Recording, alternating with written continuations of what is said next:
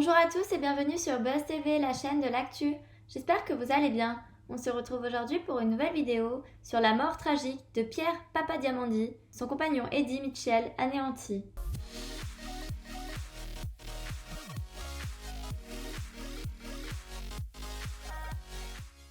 Pierre Papadiamondi est mort. Son décès est survenu ce mardi 22 mars 2022 dans un hôpital parisien. L'artiste, né à Paris, mais d'origine grecque, était âgé de 85 ans. Il était un fidèle compagnon de route du chanteur Eddie Mitchell. L'œuvre musicale de Pierre Papadiamondi lui survivra, puisqu'on devait au défunt pianiste et compositeur pas moins de 250 chansons. C'est dans les années 1960 que sa carrière avait pris son envol par le biais de sa rencontre avec Eddie Mitchell, lequel lui avait proposé d'intégrer son orchestre pour jouer au piano de la chanson Toujours un coin qui me rappelle à Bobino.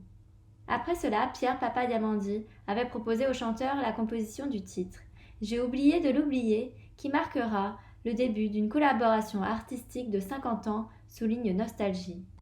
On lui doit ainsi les plus gros tubes de la carrière d'Eddie, La dernière séance et Couleur Mentalo. Ils travailleront ensemble sur de multiples projets, comme le disque Jambalaya, enregistré en 2006, un album qui avait mené Eddie Mitchell en studio à Los Angeles pour retrouver son ami Johnny Hallyday, avec lequel il partageait le titre On veut des légendes. Cette entente artistique qui avait fait de Pierre Papadiamondi le double musical du crooner s'était poursuivie jusqu'au bout puisqu'ils ont travaillé ensemble sur Country Rock, le 39e et dernier disque à date d'Eddie Mitchell paru en novembre 2021.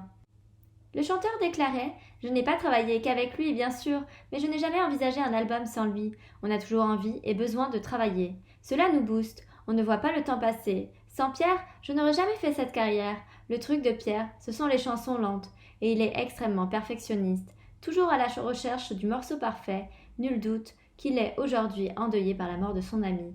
Pierre Papadiamondi, qui avait décidé, dans les années 1970, d'arrêter les tournées avec les artistes pour passer du temps en famille, après son mariage, avait aussi collaboré avec d'autres gros noms de la chanson française. On lui devait par exemple Que Marianne était jolie de Michel Delpech, Benjamin pour Céline Dion, Bye Bye Lily pour Dick Rivers ou encore L'Impasse pour Françoise Hardy. Sa carrière l'avait aussi amené à travailler sur plusieurs musiques de films. Dans les années 1980, Une semaine de vacances, 50-50, Un père et passe, toutes nos condoléances à ses proches.